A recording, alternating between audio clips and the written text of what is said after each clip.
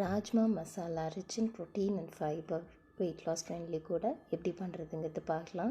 250 grams of ராஜ்மாவை நல்லா 6 to 8 hours choke பண்ணி எடுத்திருக்கேன்.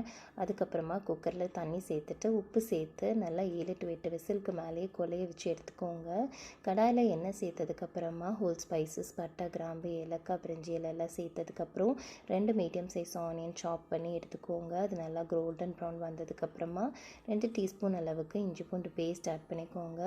அது குக் ஆனதுக்கப்புறமா இன்றைக்கி நான் 4 தக்காளியில் 2 தக்காளி நல்லா சாப் பண்ணி எடுத்திருக்கேன்.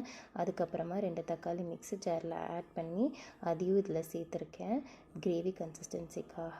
அது நல்லா குக்கான எண்ணெய் பிரிஞ்சு வந்ததுக்கப்புறமா மசாலாஸ்க்கு 1/4 டீஸ்பூன் அளவுக்கு மஞ்சள்தூள் ஆட் பண்ணிக்கோங்க. 1 டீஸ்பூன் அளவுக்கு மிளகாத்தூள் ஆட் பண்ணிக்கோங்க. 1 டீஸ்பூன் அளவுக்கு மல்லித்தூள் அண்ட் கலருக்கு வேணும்னா காஷ்மீரி மிளகாய்த்தூள் 1/2 டீஸ்பூன் ஆட் பண்ணிக்கோங்க. இது நல்லா குக் ஆனதுக்கப்புறமா ராஜ்மா இதில் சேர்த்துட்டு நல்லா மேஷ் பண்ணி எடுத்துக்கோங்க. கிரேவி கன்சிஸ்டன்சிக்கும் சப்பாத்திக்கும் இது ரொம்ப நல்லாயிருக்கும். ட்ரை பண்ணி பார்த்துட்டு கமெண்ட்ஸை சொல்லுங்கள். Follow for more healthy recipes. Thank you.